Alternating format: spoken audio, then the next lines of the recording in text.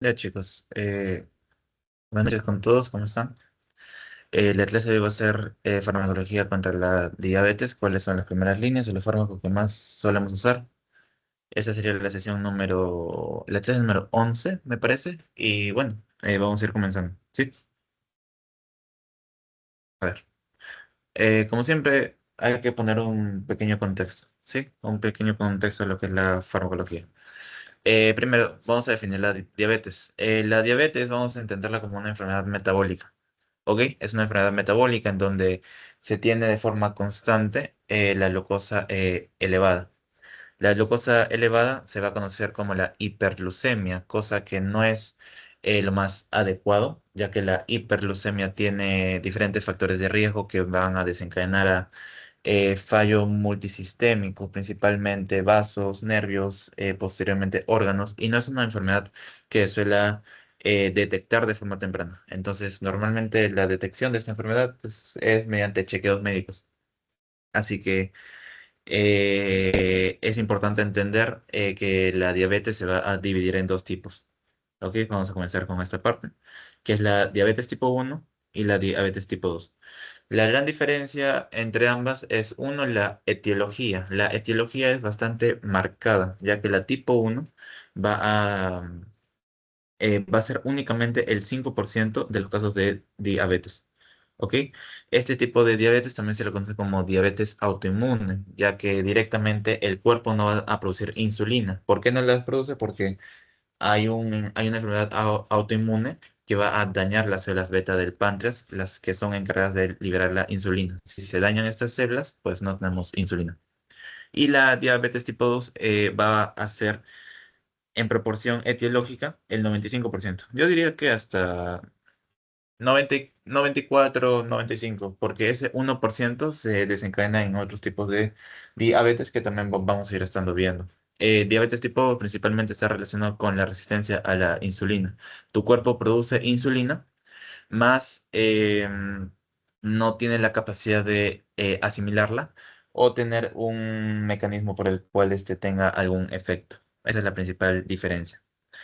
Miren, bueno, como les digo, diabetes tipo uno. La diabetes tipo uno de por sí, insulina hay. Insulina sí se libera, pero poca. Esta poca cantidad de insulina va a ser la causante de esta diabetes. Ante baja cantidad de insulina, lo que nos va a provocar es un aumento de glucosa en sangre, lo que nos va a dar nuestros principales síntomas y nuestra principal enfermedad o síndrome. A diferencia de la tipo 2, que bueno, ya les he dicho, hay insulina, lo que no hay son los receptores adecuados, ¿ok? No hay una buena eh, ¿cómo se dice? Sensibilidad a los receptores. Y es por eso que va a ser nuestro principal problema. Ahora, vamos a hablar un poco de cómo se produce la tipo 2, que es la más importante, que yo le dije que es que el 94% de todas las diabetes. Principalmente son dos factores: la predisposición genética y los factores ambientales, o sea, el día a día. Hasta yo diría que los factores ambientales son muchos más predisponentes que la predisposición genética. ¿Por qué? Porque los estilos de vida tienen mucho que ver con enfermedades crónicas. Ejemplo, los obesos. ¿Qué pasa en los obesos? Los obesos, bueno, por su propia descripción común, son personas que tienen mucho tejido lipídico, mucho tejido, claro, o sea, mucha grasa, digamos. Entre tanta grasa, los obesos van a tener un aumento de lo que viene a ser ácidos grasos libres. ¿Ok? Tiene un aumento de lo que son ácidos grasos libres. El aumento de ácidos grasos libres de forma continua o de forma crónica nos va a desencadenar un proceso inflamatorio, que vendría a ser una inflamación sistémica crónica. Una inflamación sistémica crónica. ¿Y cuál es el principal mediador inflamatorio que nos importa o el que es el más preocupante en la diabetes? Es el factor de necrosis tumoral alfa. ¿Ok? El principal es el TNF alfa, el más importante, más relevante que tiene que ver, ya que este va a desencadenar lo que viene a ser la resistencia a la insulina.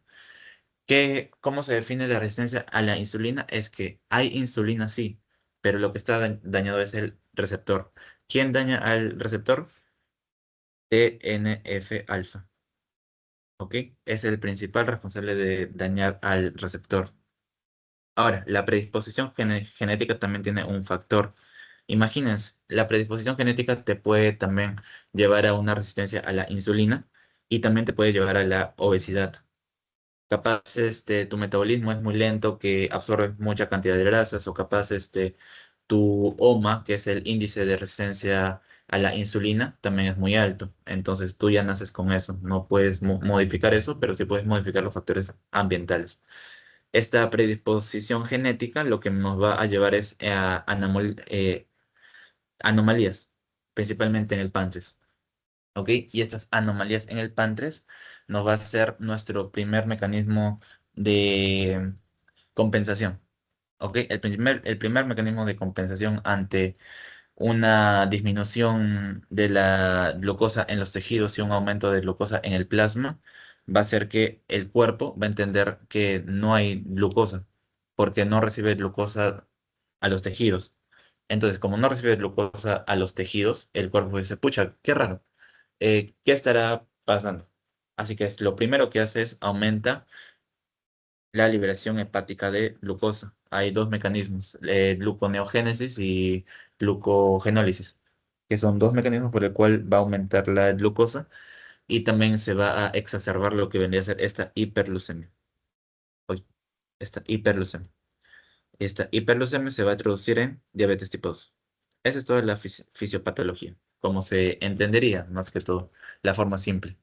Ahora, eh, hay hay una forma que el cuerpo responde hasta esta hiperglucemia, ¿ok?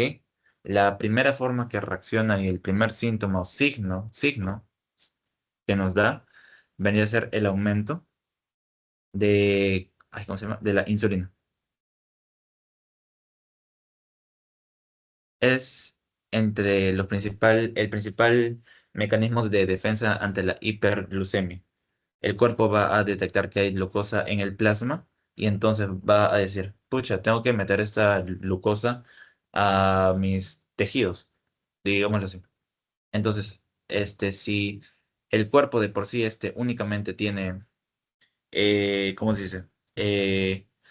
Tiene 5 moléculas de insulina en el cuerpo y tiene esta hiperglucemia, va a pasar de estas 5 moléculas de insulina, va a pasar a tener 10, 2, 3, 4, 5, 6, 7, 8, 9, 10.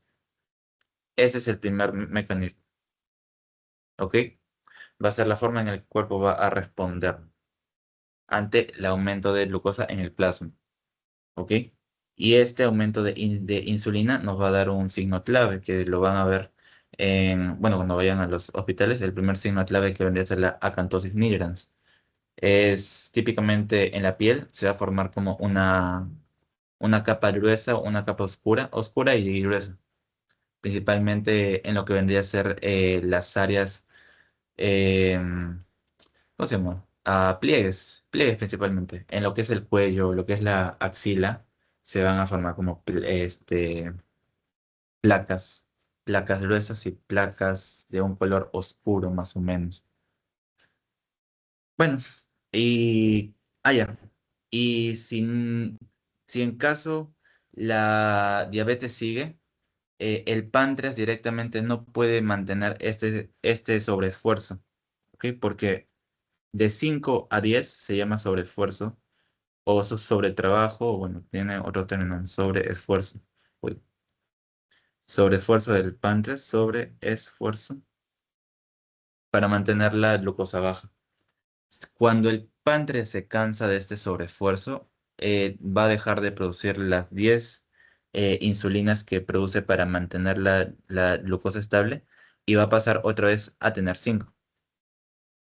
Y es entonces donde se van a desencadenar los daños. José, ¿por qué tenemos daños? Porque la glucosa aumentada en el plasma va a desencadenar principalmente el estrés oxidativo, que vendría a ser las especies reactivas a oxígeno que van a dañar de forma molecular a lo que vendría a ser las proteínas, ADN, lípidos de la membrana celular también las daña, o sea, es algo malo y va a producir varios cambios. Otra cosa más también que puede producir el estrés oxidativo es en el endotelio. Daña el endotelio y al dañar el endotelio directamente las hormonas que se producen en el endotelio, que es el óxido nítrico, encargado de, ay, ¿cómo se dice? Encargado de lo que vendría a ser ahí tiene una palabra. Ya. Encargado en lo que vendría a ser la inhibición de la formación de ateromas para no formar trombos, también disminuye. Así que vamos a tener también un factor de riesgo para lo que vendría a ser problemas cardiovasculares o para la formación de trombos. ¿Ok? Eh, Vamos a hablar un poco también de la fisiología de la secreción de la insulina, cómo es que funciona toda la insulina. Que imagínense, esta es la célula beta. Célula beta del páncreas, exactamente los islotes del Langerhans. No creo que les frontan esto, pero bueno, en los islotes de Langerhans. ¿Ok? ¿Cómo es que inicia toda la secreción de la insulina? La insulina directamente tiene un precursor. ¿Ok? La insulina tiene un precursor que es la proinsulina. Esta proinsulina ya está en lo que vendría a ser las células beta. El problema de esta proinsulina es que es una insulina inmadura. Dato característico de la proinsulina es que tiene tres cadenas de aminoácidos, no, tres cadenas polipeptídicas, ¿ok? Que se la conoce como la cadena, lo voy a poner acá. La proinsulina tiene tres cadenas, la cadena A, la cadena B y la cadena C. eh, Cuando se activa o por ayuda de una proteasa, es que se va a activar y se va a activar en dos partes. La primera parte que todos lo conocen, que es la insulina, y la otra es la proteína C. Como su nombre dice, la proteína C es la que se lleva esta cadena. Se llama la cadena C y la insulina se lleva las cadenas A y B. La cantidad de aminoácidos en la A lleva 30 aminoácidos y la B 21 me parece, o al revés. Es un dato relevante, ahorita no, en nutrición y en terapéutica capaz tenga un poco de relación. Ahorita es más que todo un dato. Bueno, entonces, a lo que iba. Cuando tú comes o cuando se da el proceso de comer, normalmente se absorbe la glucosa del intestino a la sangre. Esta glucosa que llega a la sangre va a viajar de la sangre al páncreas. ¿Ok? Y en el páncreas lo que va a hacer es la glucosa se transporta adentro de las células beta a través de un transportador que se le conoce como el GLUT2. La glucosa entra en las células beta, bueno, la glucosa que entra pasa por el ciclo de Krebs, pasa por la fosforilación oxidativa, por lo que nos deriva a ATP, a un aumento de ATP. El aumento de ATP lo que nos va a llevar es al cierre, claro, al cierre directamente de canales de potasio, ¿ok? Lo que va a hacer que el potasio se empiece a acumular. Este potasio se acumula dentro de la célula beta. Y al ser el potasio un ion positivo, lo que va a pasar va a pasar un proceso de despolarización. ¿Ok? La célula va a despolarizarse. Entonces, la célula al despolarizarse, directamente va a activar canales de calcio. Los canales de calcio tipo L, los que son dependientes de voltaje. ¿Ok? Entonces, va a haber una entrada. Acá está. Va a haber una entrada de calcio. ¿Ok? Y esta entrada de calcio va a estimular la secreción de insulina por los filamentos de miocina que van a secretar o van a liberar esta insulina. ¿Ok? O sea, acuérdense principalmente estos dos iones que tienen relación. El calcio para secretar insulina y el potasio para despolarizar la célula. ¿Ok? Esos son los dos iones importantes aquí.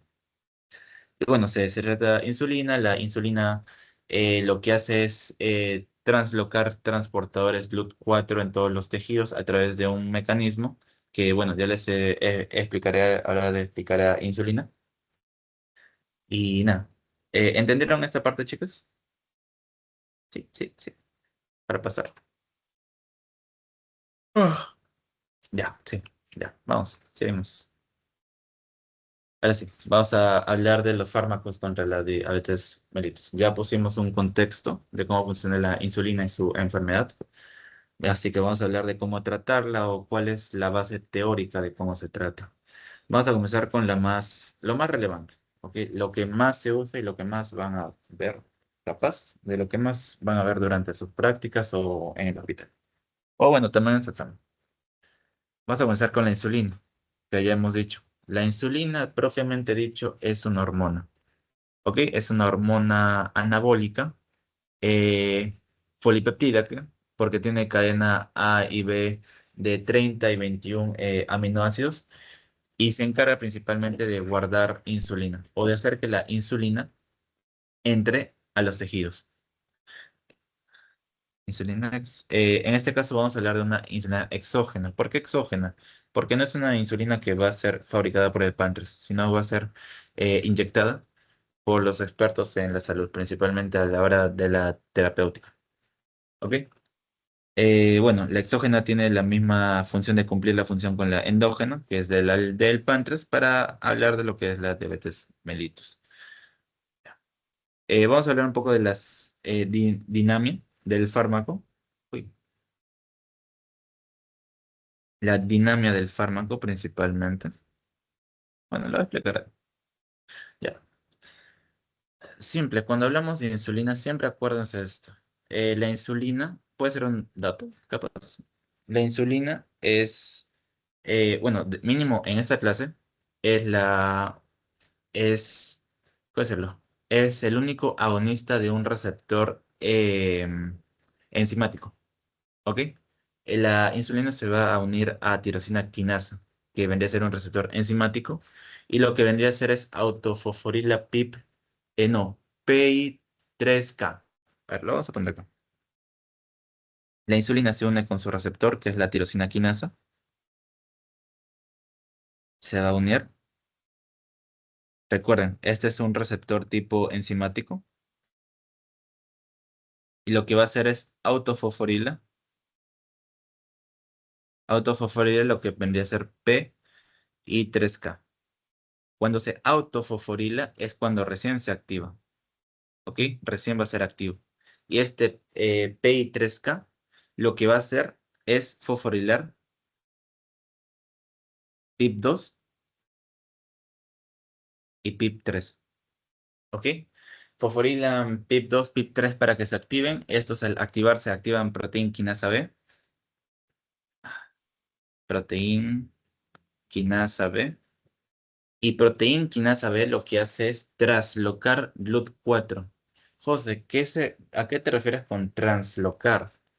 El transportador GLUT no es un transportador como tal. O bueno, a mí no me gusta dirigirme como transportador específico de la membrana, ya que el transportador está dentro del citoplasma, no está en la membrana y se mueve del citoplasma a la membrana por acción de de, de proteína quinasa B. Entonces, cuando se mueve es cuando va a recién recibir la glucosa. ¿Ok? Eso es capaz también un dato. Así que se va a mover GLUT4 del citoplasma a la membrana y va a facilitar lo que es la entrada de glucosa. ¿Ok? Ya depende el tipo de GLUT a qué tejido va. Principalmente, siempre acuérdense del GLUT4, que es el más relevante, diría yo, ya que es el que encargado de meter la glucosa en lo que vendría a ser los tejidos musculares. Son los tejidos que directamente reciben o sea, necesitan glucosa, bueno, bastante glucosa junto a lo que vendría a ser el cerebro.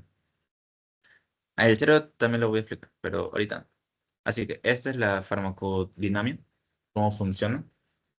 Lo más relevante acá que tendría que aprenderse es, me falta acá, que es un proceso de translocación y que activa un receptor enzimático, la insulina.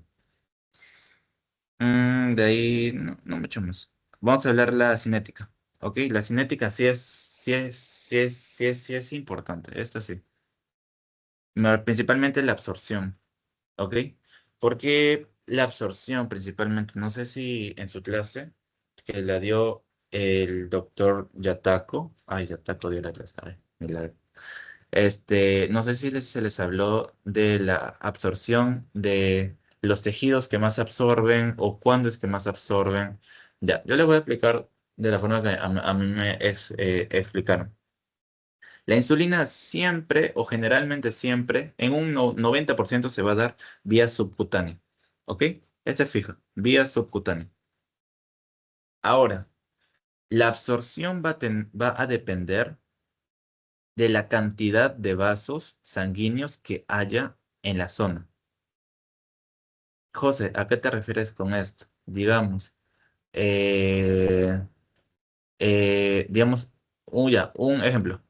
En este brazo eh, pasan, digamos, tres venas y en este brazo únicamente una. Entonces, la absorción va a ser más rápida en el brazo donde hay mayor cantidad de irrigación. En este caso vendría a ser este brazo, porque en este brazo pasan tres venas. Lo mismo pasa con los tejidos. En este caso, a nosotros se nos dio el ejemplo de que principalmente el principal sitio donde más se absorbe o donde se absorbe más rápido es en el abdomen. ¿Ok? Y el sitio donde menos se absorbe o se absorbe de forma más lenta por la cantidad de lípido, por la cantidad de tejido adiposo que hay, es en el glúteo. ¿Ok? Ahora, eh, farmacocinéticamente, ¿qué proceso, claro, qué proceso activo tú podrías hacer para que la insulina se absorba de forma más rápida? A ver, vamos a pedir la participación de alguien porque ya me aburrí de hablar yo solito. Eh, eh, eh, em, Fátima, ¿estás? Buenas noches.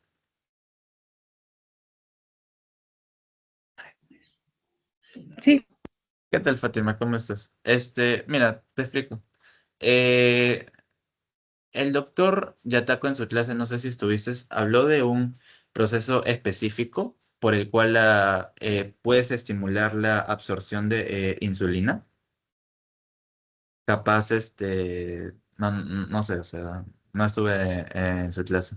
¿Recuerdas algo? O sea, algún mecanismo por el cual tú de forma manual o tú de forma voluntaria puedas hacer de que la insulina se absorba más rápido?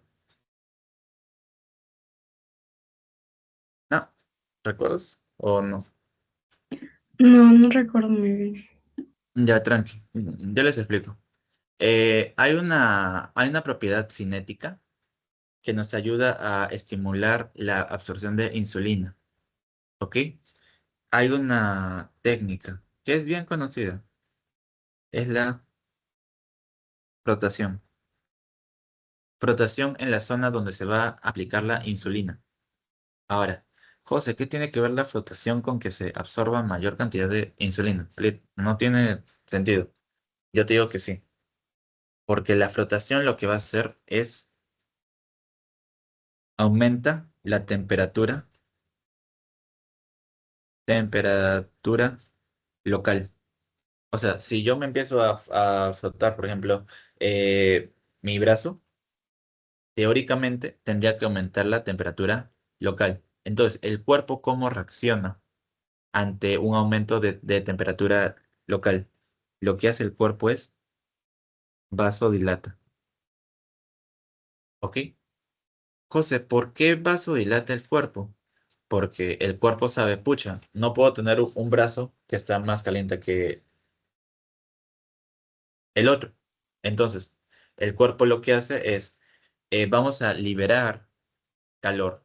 ¿Cuál es el proceso fisiopatológico por el cual el cuerpo libera calor? Es la vasodilatación. ¿Ok? Así que acuérdense, eso, por favor. La frotación es el principal mecanismo, ¿cómo se dice? El principal mecanismo que tú puedes controlar en el cual vas a aumentar la absorción de la insulina. ¿Ok? Gracias, Fátima. Igual, no te preocupes. Vamos a hablar de la distribución.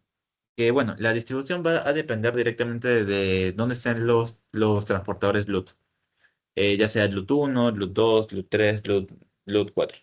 No creo que les pregunten los Bluetooth, no tendría sentido que les pregunten, pero más que todo va a tener cierta afinidad por lo que vendría a ser el tejido del hígado, músculos y tejido adiposo. Sería los mayor cantidad de donde se concentraría, digámoslo así. Metabolismo por el hígado, no hay mucho que decir ahí, es por el hígado, y la eliminación por el riñón. Ahora, se puede colocar, ya, hubo una pregunta en mi clase del ciclo pasado que tenía bastantes dudas y capaz también les puedan preguntar.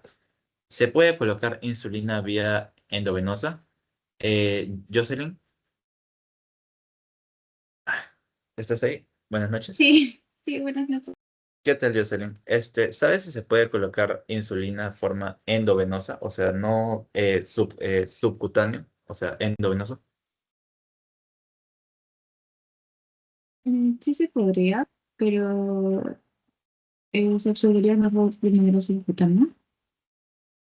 No, si tú colocas endovenoso ya llega al plasma y si ya llega al plasma ya tiene efecto.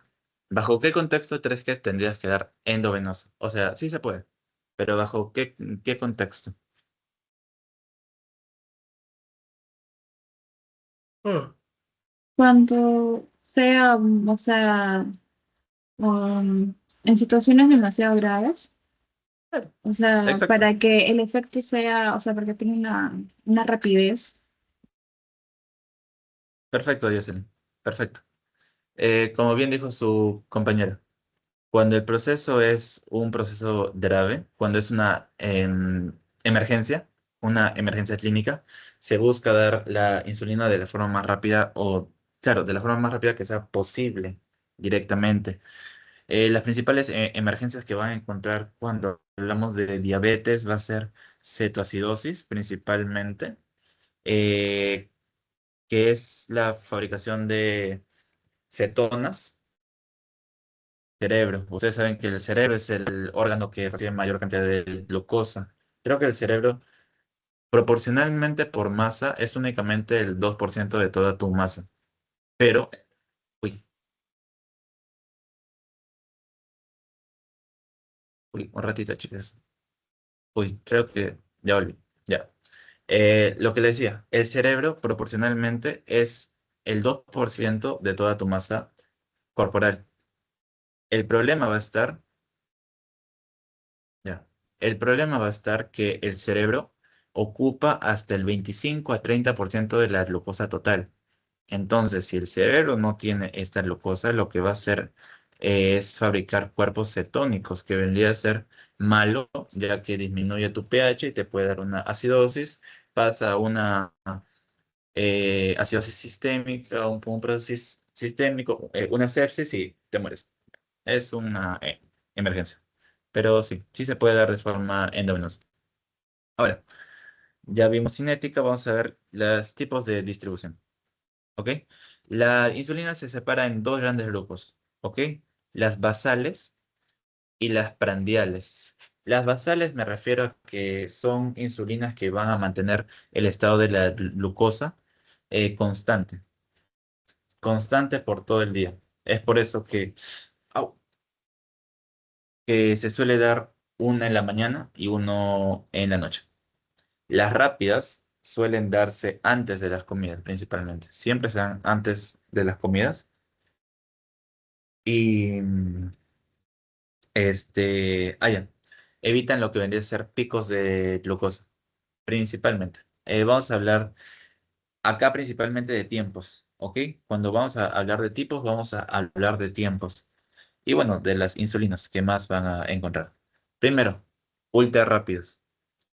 Primero, vamos a establecer inicio, inicio de acción. pico de la insulina y la duración. Esos son los tres criterios que vamos a establecer. Cuando hablamos de ultra rápidas, el inicio es de 10 a 15 minutos. El pico es de voy a poner, 10 a 15 minutos es el inicio. El pico es de 1 a 2 horas y la duración es de 2 a 4 horas. ¿Ok?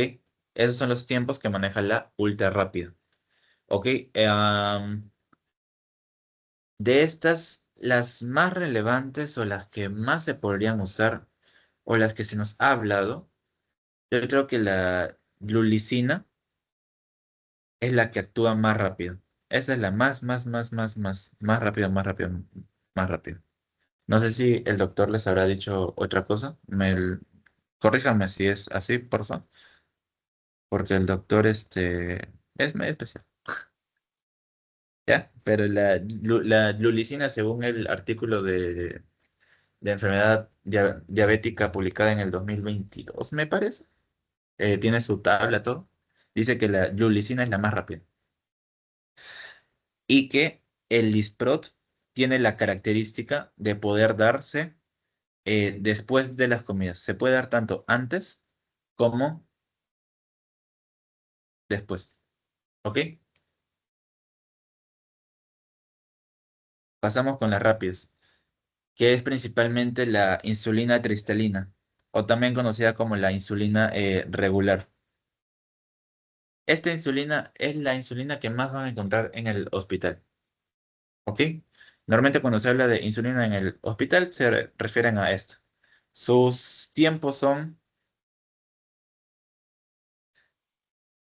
principalmente inicia a los 30 minutos. Tiene un inicio de acción en 30 minutos. Em, Tiene un pico de 2 a 4 horas y la duración es de 5 a 8. Duración y pico. ¿Ok? Esos son los tiempos que maneja la rápida.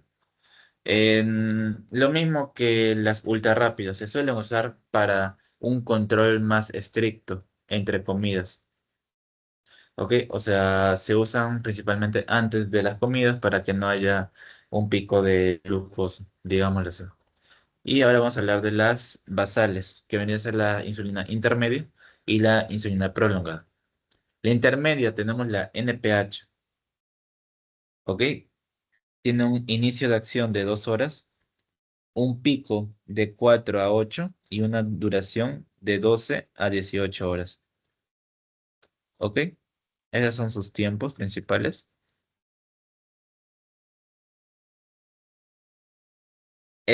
Dato de esta intermedia. Nunca se da endovenoso porque no tiene presentación endovenosa. ¿Ok? Así que esta nunca se puede dar endovenosa. Principalmente las endovenosas son estas de acá, que son las prandiales. Prandial. Y estas que son las basales. Pero recuerden, endovenosa únicamente cuando es una emergencia. Y por último, la prolongada, que tiene un inicio de acción también de 1 a 2 horas. Esta, como dato, no tiene pico. No tiene pico. Es un dato importante. Y la duración es 24 horas. Y la que más dura es no, la diardina no. Deglutec me parece que es la que más dura. Oh, Deglutec y la Bardina diría son las que más duran. Hasta 48, 42 horas aprox. ¿Ok? Los tiempos, porfa, nunca se olviden de estos. ¿Sí? Ahora, allá. La terapéutica. ¿Cuándo se usa cada una? ¿Con qué combinación? Hay dos tipos de terapéuticas. La terapéutica estándar y la terapéutica intensiva. La terapéutica estándar, la estándar, la que se usa normalmente, es dos insulinas. No, es una insulina basal en dos tiempos. José, ¿cómo en dos tiempos? O sea, dos dosis al día. Una en la mañana y una en la noche. Uno en la mañana y uno en la noche. ¿Ok? O sea, se usan dos dosis al día. Y son insulinas basales, únicamente basales. Y la estricta se usa tanto la insulina basal, que ya he dicho, más insulinas prandiales. ¿Cuándo se usan las prandiales? Antes de cada comida. ¿Ok? Principales efectos adversos de la insulina. Uno, te provoca hipoglucemia. José, no tiene sentido. O sea, yo doy insulina para no tener hiperglucemia y me da hipo. Sí, pero, o sea, toda, todo fármaco que estimule la liberación de insulina de forma muy rápida te puede dar crisis hipoglucemiantes, eso no se olviden. Entonces, las insulinas rápidas y claro, las ultra rápidas y las rápidas son las que más efecto hipoglucemiante tienen. En cambio, las insulinas basales o la intermedia y la prolongada tienen menores efectos. Entonces, nuestro primer efecto adverso, ay, no tengo espacio, acá. Primer efecto adverso, hipoglucemia. Eh, Anel, ¿estás? Perdona. Buenas noches.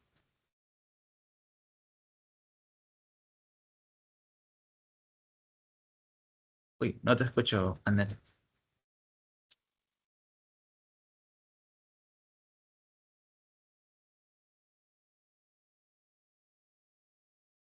Bueno, no te preocupes. Ya, lo voy a responder yo. Es fácil igual. Si yo les dije que el principal órgano que recibe mayor cantidad de glucosa para que trabaje es el cerebro, entonces también nuestro principal efecto adverso, si tenemos una hipoglucemia, va a ser eh, procesos que alteran la función del cerebro. Entre los principales vendrían a ser las convulsiones, ¿ok? Convulsiones. Está. Y el segundo efecto adverso que podríamos definir es el aumento de peso. Aumento de peso. José, ¿por qué aumento de peso? No se olviden, la insulina es una hormona anabólica. Se encarga de formar tejido. Así que el aumento de peso siempre va a estar predisponente en estos tipos de hormonas. ¿De la insulina dudas o todo claro? Ya para pasar, ya, pasamos, para que la clase no sea tan larga. Ya, vamos a hablar de los análogos de amilina. ¿Qué es la amilina? En términos simples, la amilina es como una prima lejana o una prima cercana de la insulina, ¿ok? Así que la vamos a categorizar como una hormona. Es una hormona que se segrega junto a la insulina, principalmente. Se segrega también a partir de las células beta del páncreas y su relación es por, por cada 100 insulinas que se liberan, hay una amilina. ¿Ok? Tienen, uy, tienen efectos bastante parecidos. ¿Por qué me refiero a bastante parecidos? Porque miren acá. La amilina de la misma forma se segrega junto a la insulina y se segregan del páncreas. Ahora, ¿cuál es la diferencia con la insulina? La amilina vendría a ser una hormona un poco más potente, diría yo, porque la amilina, lo que va a hacer es principalmente tener un efecto en el glucagón, en el estómago y en el cerebro. No mediante receptores de insulina, sino mediante receptores de esta hormona. A ver, ¿qué va a hacer en el glucagón? Principalmente con el glucagón lo que va a hacer es disminuirlo. Ok, ustedes saben que el glucagón es una hormona también necesaria para lo que vendría a ser la degeneración o el catabolismo del glucógeno. El glucógeno es la forma almacenada de la glucosa. Entonces, si tú no tienes glucagón, tú no puedes romper este glucógeno. Entonces, no va a haber un aumento de glucosa. Segundo, va a haber un retraso en el vaciamiento gástrico. ¿A qué se refiere un retraso en en el vaciamiento gástrico? La comida que tú comes va a pasar de forma más lenta en el estómago. ¿Y cuál es José, ¿por qué me importa que pase más lento? No sé si conocen la fisiopatología. No, la fisiología de, de la saciedad, principalmente en el estómago. El proceso de saciedad en el estómago es que mientras más tiempo tu estómago esté lleno o dilatado, más tiempo no te va a dar hambre. O sea, cuando tu estómago está dilatado, se aumenta lo que es la saciedad. Entonces, si tú retrasas el vaciamiento gástrico, vas a permitir que haya más comida durante más tiempo en el estómago. Va a haber mayor dilatación y a mayor dilatación, menos apetito. ¿Ok? Por eso, esto lo planteé una vez en clase práctica. ¿Qué pasa si yo como ay, ¿qué dije? Yo como, por ejemplo, rocas, piedras, o sea, algo que no se come. Porque, digamos, yo estaba con mucha hambre y no había nada para comer, estaba, no sé, en un bosque, perdido y ya, X. ¿Qué pasa si yo como rocas? Lo que va a pasar es que se me quita el apetito, porque mi estómago va a estar lleno. Claro, no va a estar lleno con cosas buenas, va a estar lleno con cosas malas, pero el apetito se va. O sea, ya tienes un problema menos en la supervivencia, digámoslo así. ¿Qué más hace la amilina? La amilina tiene un factor en el cerebro, ¿ok? Es una hormona, puede pasar la barrera hematoencefálica y lo que hace es aumenta el tiempo de saciedad. José, ¿cómo que aumenta el tiempo de saciedad? Eh, Actúa principalmente sobre el núcleo del hambre, o sea, en el hipotálamo, en el núcleo ventromedial. No, por acá. Ventromedial, ¿ok? Actúa en este núcleo. Y lo que hace es, al activar este núcleo, se produce el estímulo de saciedad. O sea, no comes, no comer. Es lo principal. ¿Qué más tenemos por acá? Bueno, lo que les dije, se produce de las células beta junto a la insulina, una función semejante. Tiene un efecto anoréxico. Este es importantísimo. Este sí no se pueden olvidar. Si en el examen les ponen anorexia y la pregunta es de eh, diabetes, marquen a la pranlipida, que es la única presentación de análogo sintético de amilin- amilina. Es el único que bueno, mínimo en mi clase, es el único que nos han puesto. ¿Por qué tiene un factor anoréxico? Me preguntarán ustedes.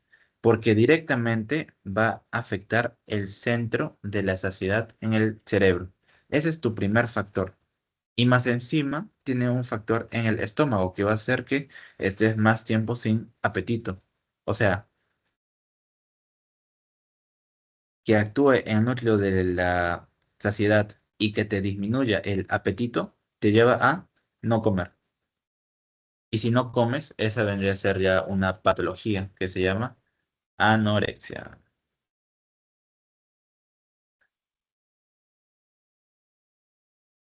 Eh, Esto también lo hablamos, regula la glucosa y tiene un control en el apetito principalmente.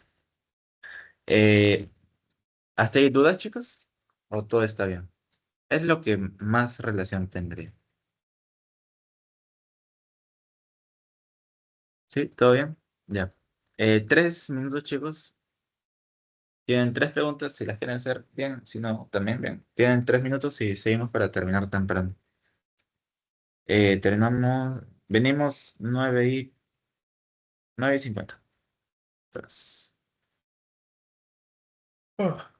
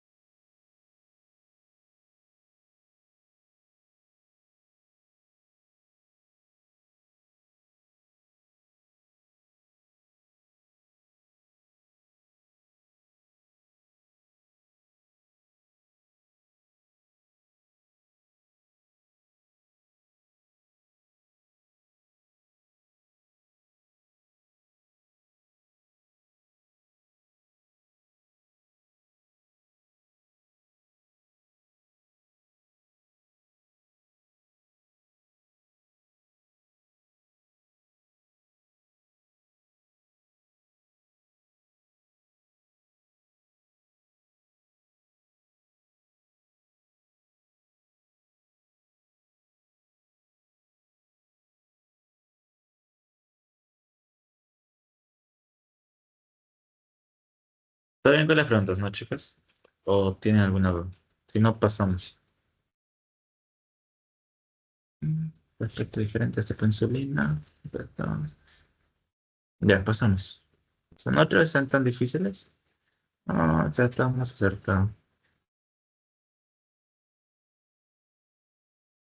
Seguimos. Ya. Análogos de intretina. Sí. A ver, ¿qué es una intretina principalmente? Cuando hablamos de intretina, vamos a referirnos a una hormona gastrointestinal. José, ¿por qué hormona gastrointestinal? Porque se segrega en el intestino. No hay más que hacer. Es una hormona que se segrega en el intestino y que se libera principalmente luego de comer. No hay mucha relación, no hay mucho más que decir. Ya. ¿Qué más datos de la intretina? Intretina se segrega de las células L en lo que vendría a ser ilion y colon principalmente. Y se estimulan cuando cuando pasa la comida por estos sectores. Ahora, lo que nos importa es la función que tienen las intretinas principalmente. ¿Ok? Las intretinas principalmente están caracterizadas por tener un efecto más que todo en el páncreas y en el tracto gastrointestinal. Vamos a ver estos dos efectos. Primero, aumenta la liberación de insulina. O sea, lo que se refiere es que principalmente estimula nueva síntesis de insulina. Segundo, disminuye glucagón. ¿Ok? También ligado a lo que vendría a ser la conversión de glucógeno en glucosa en el hígado. Por lo tanto, también va a tener que sintetizar glucagón. ¿Dónde? En el páncreas. Listo.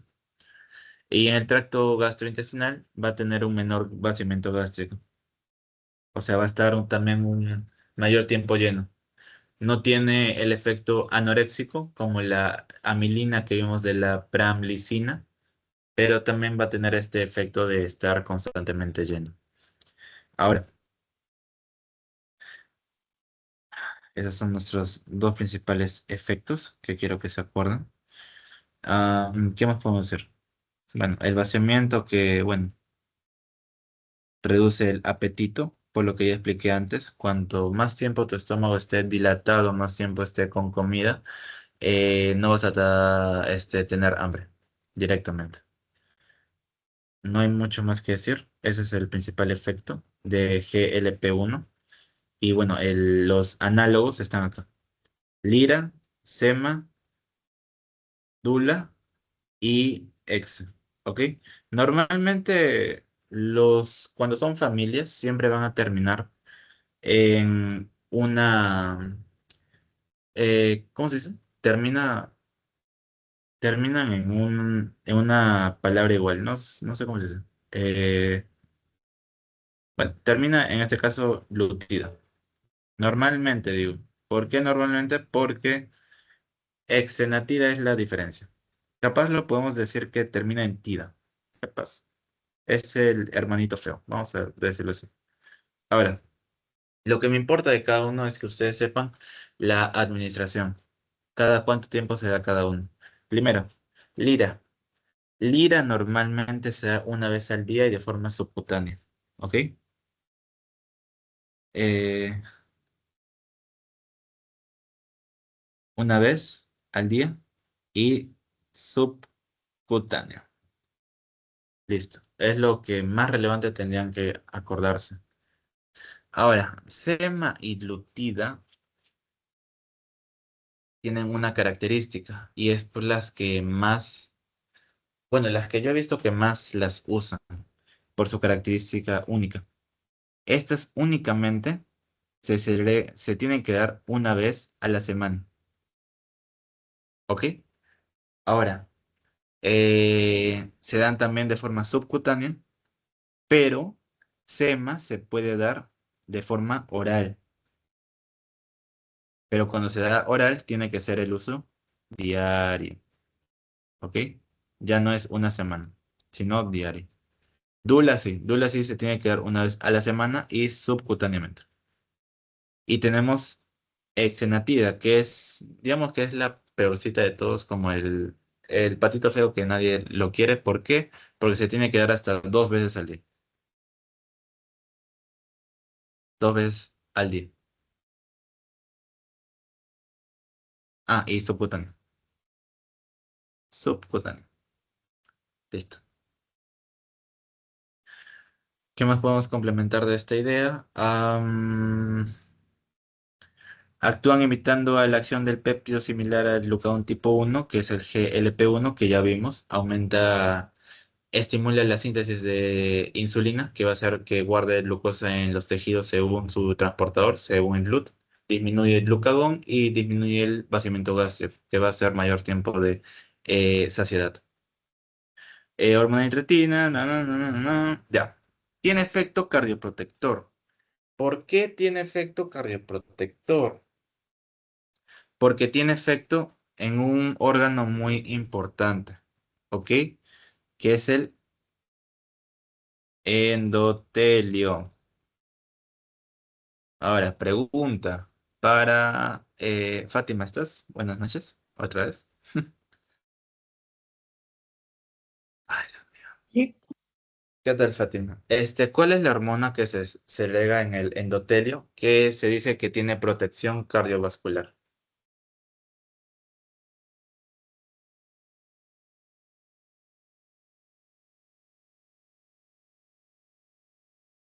¿Recuerdas?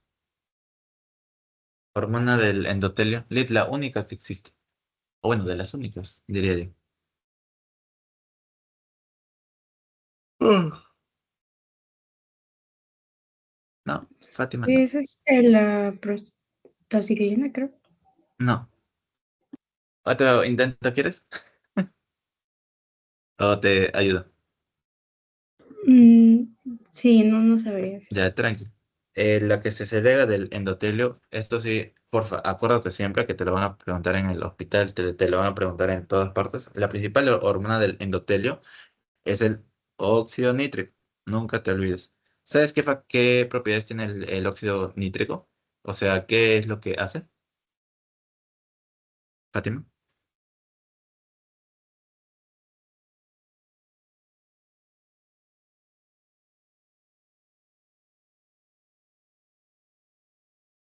Bueno, no te preocupes, yo te ayudo. Óxido nítrico principalmente se asocia con lo que vendría a ser la dilatación de los vasos y se asocia con lo que vendría a ser una menor inflamación. ¿Ok? O sea, aumenta la dilatación para aumentar el flujo sanguíneo de algunos órganos y también disminuye la inflamación crónica. Recuerda, la inflamación crónica muchas veces está ligado con lo que es un proceso de ateromas. Entonces, la formación de ateromas o placas ateromatosas va a generar lo que vendrían a ser los trombos. Si hay trombos, si se forman trombos, se puede desencadenar posiblemente en un infarto de miocardio agudo o un ACV, que cada uno tiene su tratamiento y bueno, cosas que ya, ahí sí ya no les meto más porque no importa mucho. Ahorita no importa mucho. Ahora. El principal efecto adverso, que este sí se tienen que acordar siempre, por favor, de lo que vendría a ser los análogos de intretina, es la pancreatitis. ¿Por qué la pancreatitis? Principalmente hablo de la pancreatitis porque es una hormona que tiene muchos efectos en el páncreas. Mira, en el cerebro tiene dos, en el tracto tiene uno y en el páncreas tiene hasta cuatro. Y encima tiene la tarea de aumentar la insulina. Entonces va a tener un sobreesfuerzo, lo que hablé al comienzo de la clase, el proceso por el cual el cuerpo intenta mantener la insulina y por lo tanto no hay síntomas iniciales. El único signo que se puede ver es la acantosis, pero este sobreesfuerzo lo que me va a producir es una pancreatitis, muchas veces una pancreatitis crónica. Eso sí, porfa, nunca se olviden. ¿Sí? Ya, hasta acá vamos bien. Gracias, Fátima. Gracias. Seguimos. Los cetretagogos. Ay, Dios mío. Los cetretagogos ya no son hormonas. Esas son directamente fármacos que van a funcionar como bloqueadores de canal. José, ¿de qué canal me estás hablando? Ya, volvemos a la fisiología de la secreción de la insulina.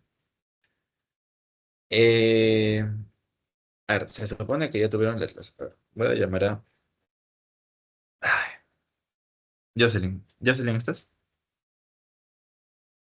Sí, ¿no? Sí, sí estoy, sí. ¿Qué tal, Jocelyn? ¿Cómo estás? Yo ya, te pongo el contexto. Los secretagogos son bloqueadores de canal. Es un bloqueador, a ver, es un bloqueador reversible y lo que hacen es bloquean un canal. Entonces, los dos únicos iones que yo les hablé al comienzo en la fisiología de la secreción de la insulina es el potasio y es el calcio. ¿Qué canal tú tendrías que bloquear para aumentar la secreción de insulina? Tendría que bloquear el canal del potasio, que va a ser sensible a ATP. Y de ahí el doctor Yataco nos mencionó que se van a unir a receptores sur 1 o sur 2. Algo así nos mencionó el doctor Yataco. Pero que en diferentes fármacos que eran selectivos, digamos, a la sur 1 creo, eran ¿Ya? como que preferibles porque las surdudos, si bloqueaban a ese canal, era como que inhibían el preacondicionamiento isquémico y era como que un mayor riesgo cardiovascular. Eso nos dijo Yataco en su clase. Les habló del isquémico. Ay, del sur Sí, 2 les habló. Yo nos conozco habló el del sur 1 sur. y del sur 2. Yo conozco el sur uno. El sur 2 no conocía, pero a ver, algo se aprenderá. Gracias, Jocelyn. Claro, como tú bien dices. Se bloquea el canal de potasio exactamente en la subunidad SUR1, ¿ok? La gran diferencia de los secretagogos es que se van a dividir en dos, ¿ok? Hay dos tipos de secretagogos, pero primero para hablar las cosas más simples, se bloquea este canal. Bloqueamos este canal, bueno, lo que ya les mencioné, aumenta el potasio, se da un aumento de la despolarización. Si aumenta la despolarización, lo que nos da es una entrada de calcio. ¿Ok? Esta entrada de calcio va a ser una mayor liberación de insulina. Listo, fin. Allá. Y acá lo va a hacer mediante SUR1. Ay, qué horror. SUR2. Bueno, bueno, ese hombre tiene locura. Ya. Directamente los secretagogos ya sabemos cómo funcionan. En puestas generales van a bloquear un transportador. Ahora, ¿cuál es la gran diferencia de ambos? Sulfonurias y melitinidas. A ver, vamos a comenzar con sulfonilurias. Ni yo puedo decirlo bien. Ya. Estos fármacos directamente son de acción lenta y de larga duración. ¿Por qué? Porque la unidad que actúa en SUR1 va a actuar en el complejo en el dominio transmembrana. Va a actuar en un dominio que está dentro de la célula. O sea, el fármaco tiene que pasar los complejos hasta llegar a un complejo transmembrana, cosa que va a hacer que la acción sea un poco más lenta, pero la acción sea más larga, un poco más, con más duración. ¿Ok? Lo voy a poner acá. SUR1 va a actuar en el complejo transmembrana. Transmembrana. ¿Ok? Y ahora, de estos fármacos va a haber tres principales clases. Glibenclamida, eh, glipizida y no, glicazida.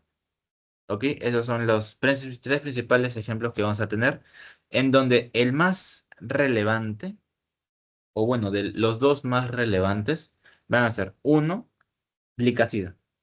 ¿Por qué les hablo de glicazida? Porque la glicazida es el más moderno, es el más actual, el que más se usa actualmente. ¿Y por qué se dice que es el más moderno? Porque tiene menos efectos de hipoglucemia. Recuerden esto siempre. Cuando hablamos de un fármaco que estimula la liberación de insulina, ¿ok? Siempre vamos a hablar de un efecto probablemente hipoglucemiante. ¿Ok? Así que siempre acuérdense eso como dato. Ahora, ¿cuál es el más antiguo? La glibenclamida. Este es el más antiguo de todos. ¿Ok? Es más, no tiene tanta selectividad de por sí por el páncreas, por lo que puede andar por todo el plasma. Y también como dato, produce mucha hipoglucemia y también se asocia a lo que es la diabetes gestacional. Si en su examen les dicen que su paciente tiene diabetes gestacional, acuérdense siempre de la glibenclamida. ¿Ok? Es uno de los fármacos antidiabéticos que más se puede usar. Ya, siguiente. Ahora hablamos de la meglitididas. Estos son de acción rápida y de duración corta. Ahora, hasta donde yo sabía, este también actúa sobre SUR1, pero el problema acá es que actúa en SUR1, pero va a actuar en otro complejo, que es un complejo superficial. Ah, un complejo superficial. Superficie. Entonces, para encontrar el complejo o para meterse al complejo no va a ser tan difícil comparado a nuestro antiguo fármaco. Es por eso que la acción va a ser más rápida y más corta. Más bien, les voy a pedir que revisen lo de SUR2. No creo que el doctor sea tan malo para preguntarle SUR2, porque hablarles de un efecto,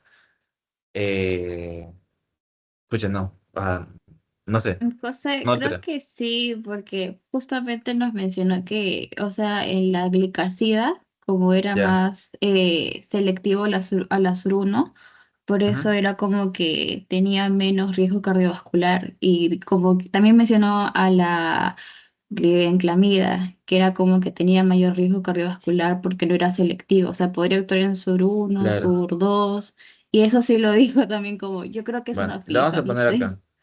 Vamos a poner acá. Revisar sur 1 porque yo no sé sur 1. No, revisar sur 2 porque yo no les sabría explicar lo de sur 2. Me acabo de enterar que existe un sur 2. Pero bueno, lo mismo que les dije. Al ser más antiguo, es menos selectivo. Y por lo tanto también supongo que les hablo del efecto cardíaco comparado con la glicasida, que sí viene a ser un efecto más específico. Así que voy a poner acá. Tarea. Revisar, por si acaso. Nunca se sabe con ese hombre. Ya. Seguimos para que no se haga tan tarde. Pucha. Bueno, de melitididas tenemos dos también ejemplos, que es el repa y el nate. ¿Ok? Bueno, funcionan prácticamente igual. Bloquean de forma reversible, aumenta la insulina y bueno, cada uno tiene su efecto. A ver, en los efectos adversos principalmente, de todos los seregacocos generalmente, de todos los cetritagogos, va a ser primero, tiene muchas, ¿cómo se llama? Muchas interacciones farmacológicas. Posiblemente porque al no ser selectivos van a varios órganos al mismo tiempo, entre tantos al hígado. Y entonces al irse al hígado y capaz este, afectar la función hepática, se asocia mucho o hay muchas pruebas que existen en donde se dice de que cuando tú combinas un secretagogue con otro fármaco, directamente al otro fármaco muchas veces va a haber interacciones. Entonces, la terapéutica con los secretagogos es que no se van a combinar, ¿ok? No los combinen nunca, porque capaz pase algo malo. ¿Qué más? ¿Qué más podemos hablar de este? Eh, Sería lo más relevante, la verdad. Si el doctor les dijo un efecto adverso más exacto, uno que siempre tienen que tener en cuenta, revísenlo. Sí, por si acaso, porque el doctor Yatako fue mi profesor o sea, no fue mi profesor de práctica, pero lo conozco cómo es curioso, curioso, vamos a decirlo así. Ya, seguimos. Metformina, ya. La metformina, vamos a ponerle una estrellita. ¿Por qué una estrellita, José? Porque ese es lo mejor que existe. Este es lo máximo. Ese es como decir, pucha, nadie como tú. ¿Y por qué nadie como tú? Porque la metformina no es una hormona, no es costosa, no se da de forma inyectable, no. La metformina es el mejor tratamiento que existe principalmente para la diabetes tipo 2. ¿Por qué? Lo vamos a explicar acá. Primero vamos a comenzar con la dinámica. Ah, ya, no, falta esto. La metformina se va a considerar una biguanida, ¿ok? Ese es el género, biguanida, que actúa principalmente de varias formas. No tiene una única acción y es por eso que va a actuar en varios sistemas. Y acá les voy a hablar por qué.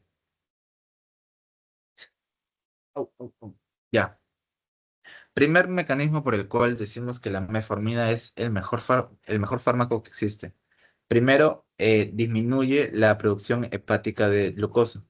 O sea, la biguanida se va a transformar aumenta AMPC, disminuye ATP, y lo que hace es, activa lo que es AMPK, ¿ok? Y este es el que va a tener los principales efectos. Primer efecto, el que les hablé, disminuye gluconeogénesis y glucogenólisis. Ok, estos efectos están ligados directamente a la producción de glucosa hepática. Recuerden, el hígado produce glucosa cuando los tejidos no tienen. Entonces, ¿cómo se llama? En una diabetes, normalmente no va a haber glucosa en los tejidos, ¿sí? Así que el primer mecanismo por el cual el cuerpo va a tener que sustentar esta glucosa va a ser en la formación de más glucosa. ¿De parte de quién? Hígado. Primer mecanismo. Segundo mecanismo, es un sensibilizador. ¿A qué me refiero con sensibilizador? Cuando hablo de sensibilidad, es que principalmente va a actuar sobre los receptores, no actúa sobre la insulina, por eso acá tiene una flechita para abajo. No actúa sobre la insulina. El AMPK lo que va a hacer directamente es aumenta la translocación de transportadores BLUT4, ¿ok? Al aumentar estos transportadores directamente, lo que va a hacer es que las células tengan la posibilidad de captar mayor cantidad de glucosa. ¿Sí? Así que vamos a poner acá. Aumenta el GLUT4.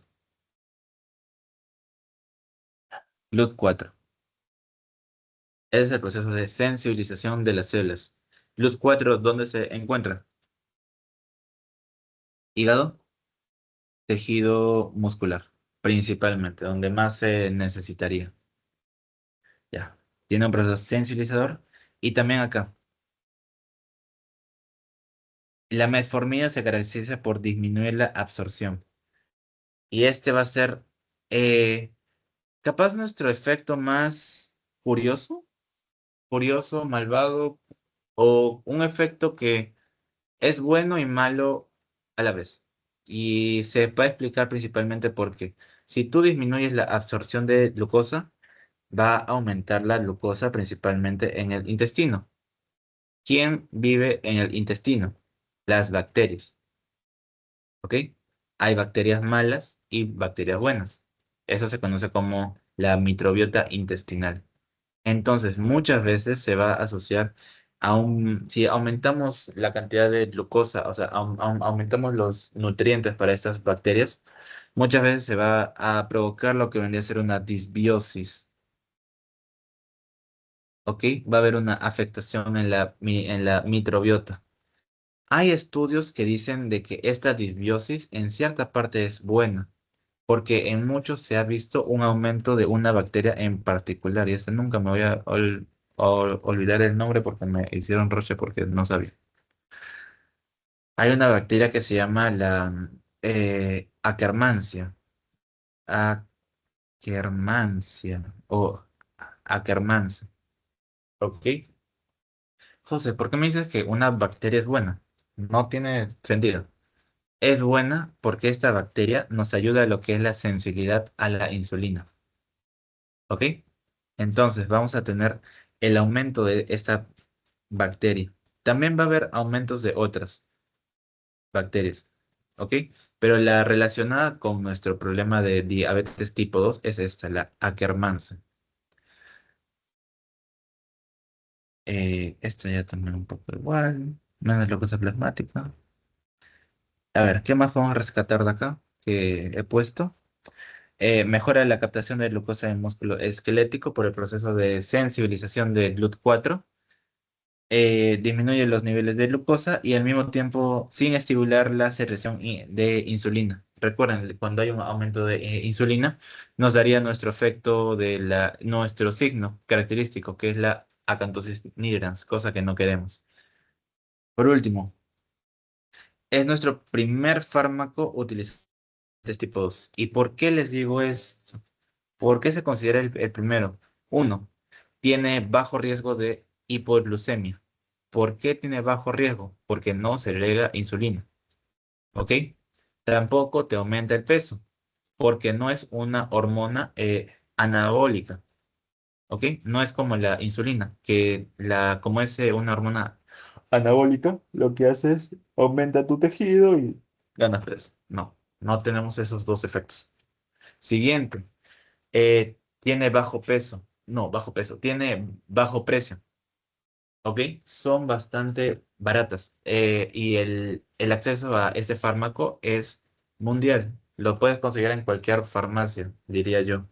Y por último, em, su medicación o su vía de administración es oral. Se puede usar de forma terapéutica, ambulatoria. Es de la mejor que hay. Lo mejor de lo mejor. Bueno, esto es un poco de lo mismo, mecanismos y efectos. Evita producción de glucosa, aumenta el uso de glucosa en los tejidos, reduce la absorción de la glucosa, bueno, claro, de la glucosa intestinal, que este efecto es lo que nos va a llevar a nuestro proceso de disbiosis, que vendría a ser el primer efecto adverso que se tiene. Primer efecto, primer efecto adverso. Ahora, cuando cambias la disbiosis, normalmente también se va a asociar a síntomas. ¿Qué síntomas normalmente se asocia? Primer síntoma que se asocia, náuseas, vómitos. Son dos síntomas que se van a estar muy acompañados de de la metformina, principalmente cuando se comienza a usar, digamos, el primer mes, el paciente refiere que tiene náuseas, vómitos. Ahora, ¿qué podemos hacer contra esas náuseas y vómitos? Porque la medicación no se puede cambiar. Es difícil que se cambie la metformina porque es el mejor fármaco que hay. Lo que se puede hacer es dar dosis escalonadas. ¿Ok? Es la principal solución que se tiene hacia este problema. ¿Ok? Y por último, tenemos un efecto adverso crónico, que vendría a ser la disminución de la absorción de la vitamina B12, ¿en dónde? En el intestino, ¿ok? Principalmente. Ese ya principalmente. Ahora, si yo tengo una disminución de la B12 en el intestino, lo más probable es que me dé una anemia. ¿A quién vamos a preguntar? Natalie, Nicole, ¿estás? Buenas noches. Sí. Ujú. ¿Qué tal, Natalie? Una pregunta así, general para que nos apoyes. ¿La B12 a qué anemia se relaciona? Anemia megaloblástica. Perfecto. Megaloblástica. Gracias, Natalie. Entonces, de forma crónica, posiblemente nuestro paciente se pueda presentar con este tipo de anemia. Así que tengan bastante cuidado. Metformina, seguimos. Ahora vamos a hablar de las litazonas. A ver, para hablar de las litazonas tenemos que entender un concepto también clave, que vendría a ser, es el único, o bueno, de los únicos fármacos que van a actuar a nivel del núcleo, ¿ok? ¿A qué me refiero a nivel del núcleo? Actúan a nivel del núcleo de la célula, o sea, tienen un receptor nuclear. Si tienen un receptor nuclear por cinética, ustedes saben de que este es un fármaco lipídico. Lipídico. ¿Por qué lipídico? Porque tiene que pasar la barrera de la membrana celular. Ya, fin. Ese es el concepto que quiero que sepa. Ahora, otra vez vamos a hablar de forma simple. ¿Cómo actúan las litazonas? Las litazonas... Ay, perdón. Ya. Las litazonas van a actuar principalmente, son unos agonistas. Son un agonista en el receptor de litasona, conocido como el receptor PAR. ¿Cómo se dice? Par gamma. Este que está acá. Este par. Faltó el gamma. Ahí está el par gamma. Entonces, al actuar a nivel del genoma o directamente en los genes de las células, lo que va a hacer es modifica los genes, ¿ok? Y hay tres genes que principalmente quiero que se acuerden. Voy a poner acá. IRS1, el AKT y el PEPK. Esos son los tres principales genes que quiero que se acuerden. Modifica más genes. Oh, modifica más cantidad de genes. Sí, pero lo más relevantes y más importantes son estos tres. ¿Ok? IRS1. ¿Qué hace? Aumenta la sensibilidad a la insulina. AKT. ¿Qué es lo que hace? Aumenta también la respuesta celular a la insulina. Y por último, PEP. PEP lo que hace es disminuye la producción de glucosa. ¿En dónde? En el hígado. Siempre siempre tienen que acordarse de eso. ¿Ok? Esos son los tres genes que tienen que acordarse. Y todos se activan mediante el receptor par omega dentro de la célula. O sea, es un receptor nuclear. Eso no se olviden. Entonces, va a ser un fármaco parecido ¿cómo se llama? A la metformina. Porque lo que hace es directamente no aumenta la insulina. Lo que me hace es me sensibiliza los receptores. ¿Ok?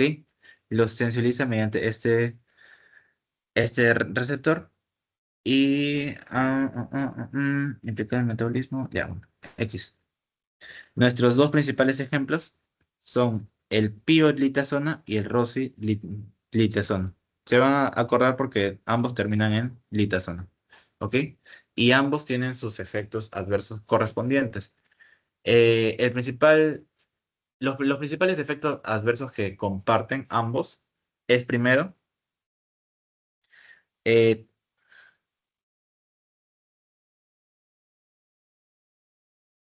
disminución de concentración en los anticonceptivos. Normalmente, si usas un anticonceptivo, no uses este fármaco. ¿Ok? Y el segundo es la osteopenia. Uy, the fuck. Osteopenia, que se va a traducir en la fragilidad de los huesos. ¿Ok? Esos son los principales ejemplos, bueno, los efectos adversos que se comparten. ¿Ok? Ahora, vamos a hablar de efectos adversos de cada uno. Primero, el rosiglitazona siempre o casi siempre se va a relacionar a un cáncer. No, pío. Pío siempre se va a relacionar a un cáncer. ¿Qué cáncer hablamos con pío? Principalmente el de vejiga. Y José, ¿por qué? ¿Por qué este fármaco se relaciona con cáncer? Por pura lógica. O sea, si yo actúo a nivel del genoma nuclear, directamente estoy haciendo modificaciones. Y la modificación para la célula se va a entender como una mutación. Entonces, una mutación incorrecta de la célula va a producir células tumorales, que como no sé si están viendo en pato ahorita, que las células tumorales son células que no pueden inhibir su proceso de crecimiento y tienen una función anormal en el tejido. Entonces, principalmente va a estar ligado a, bueno, a cáncer de vejiga. Y la rosiglitazona se va a estar asociado principalmente a problemas en el miocardio. ¿Por qué principalmente en el miocardio? Porque rosiglitazona se asocia también a la retención de líquido. Si tú retienes líquido, hay un aumento de la precarga. Entonces, si tú aumentas la precarga, muchas veces se va a asociar a una insuficiencia cardíaca. Y la insuficiencia cardíaca de forma tardía me puede provocar problemas cardíacos. Así que acá vamos a poner enfermedad cardíaca. ¿Ok? Listo. Chicas, esto tómenle captura, porfa, porque nomás nos faltan dos diapos y los quiero hacer ahorita para que no se haga muy tarde. Sí, para que puedan ir practicando. Son dos preguntas que nos hicieron. Bueno, están en el banco. Si tienen banco, lo pueden revisar. Si no, se los paso. Les paso el banco que yo tengo. Ya voy. Vamos a seguir, para que no se haga muy tarde, porque ya también, para que se vayan, ya es tarde también para ustedes. Fácil. Mañana, ¿qué es mañana? Sábado. Sábado creo tienen lectura crítica. Escucha, ya. Ya, inhibidores de DPP4. Simple. DPP4 se encarga de lo que vendría a ser la desintegración de las integrinas, o sea, de lo que vimos, del GLP1. Si estuvieron atentos en GLP1, van a saber para qué sirve DPP4. Resumen, DPP4 directamente si inhibimos DPP4, va a haber un aumento de integrinas. ¿Qué hacen las integrinas o a qué están relacionados? A, al sobreesfuerzo sobre esfuerzo. ¿De quién? Del páncreas. ¿Por qué del páncreas? Porque lo que hace es aumenta la síntesis de la insulina, disminuye glucógeno y también disminuye lo que es el vaciamiento gástrico. Esos son los tres efectos que tienen las incretinas, que bueno, también ya las hemos visto, así que no tendría por qué explicarles otra vez, pero por si acaso, acá está, enzima DPP4. Lo vamos a ver rápido. Igual. Este es el activo inactivo. Si tú inhibes este de acá, vas a obtener más GLP1 que directamente, que es la liberación de las intretinas activas. ¿Ok? Las intretinas activas va a tener un triple efecto. Aumenta captación de glucosa, disminuye la producción hepática de glucosa y también todo me ayuda a disminuir la glucemia. ¿Ok? eh, Esto habla de la insulina, del glucagón, cosa que ya les hablé también. Las integrinas normalmente aumentan la insulina y disminuye el glucagón. Acá lo que quiero que se aprendan bien es la cinética. ¿Por qué la cinética, José? Acá hay una característica que quiero que se acuerden siempre. Primero, la proporción de inhibición. ¿Quién es la que más inhibe? Esta de acá.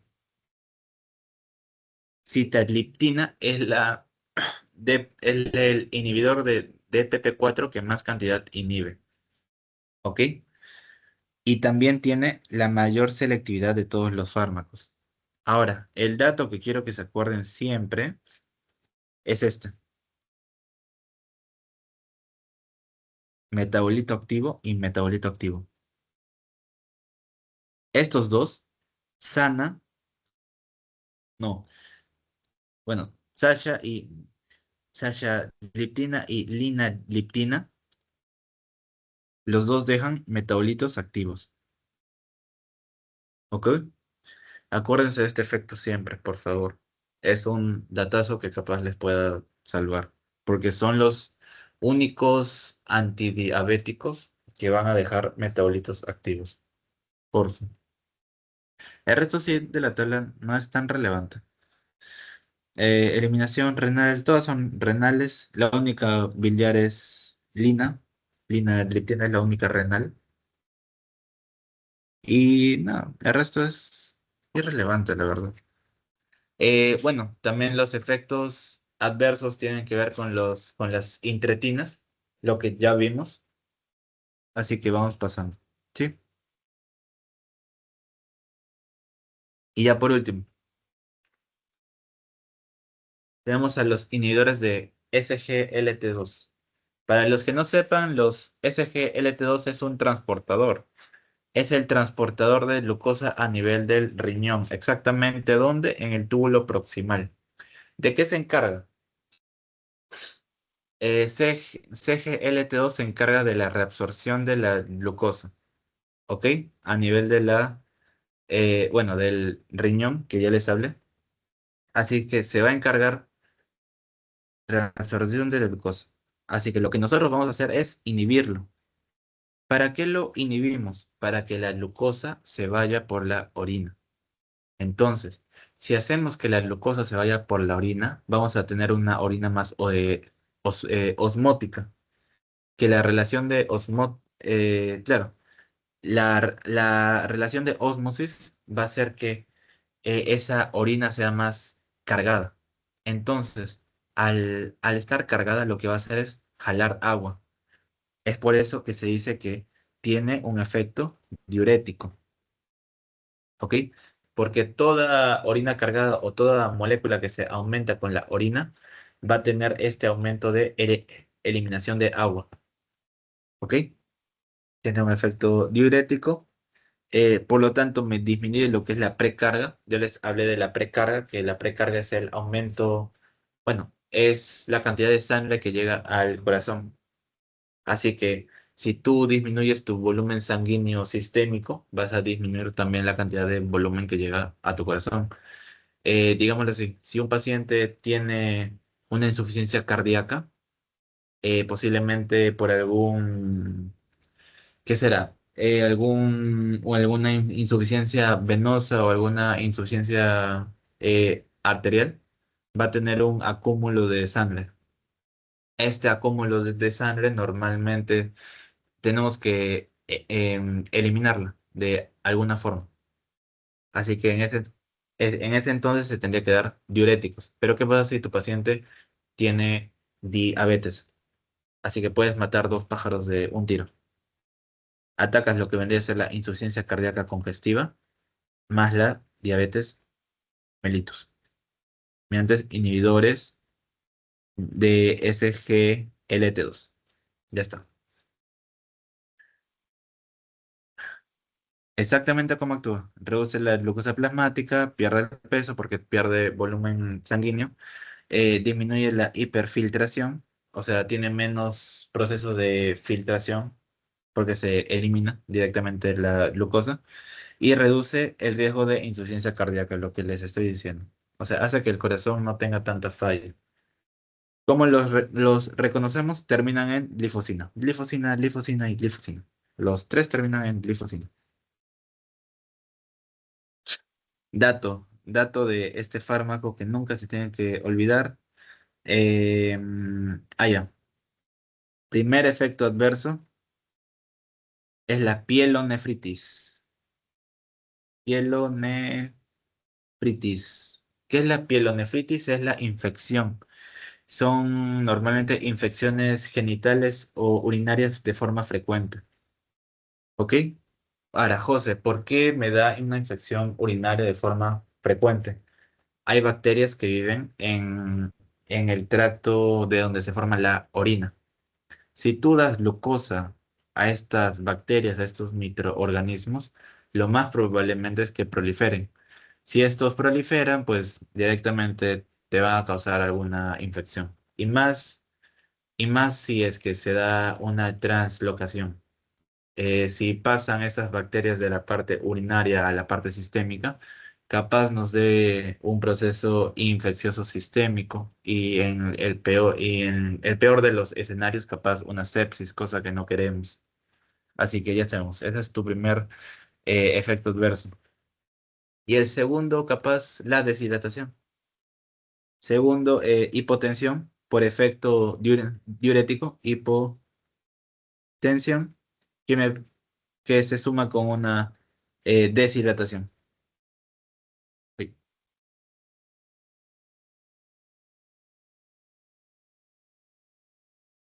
ya, chicas, eso es todo.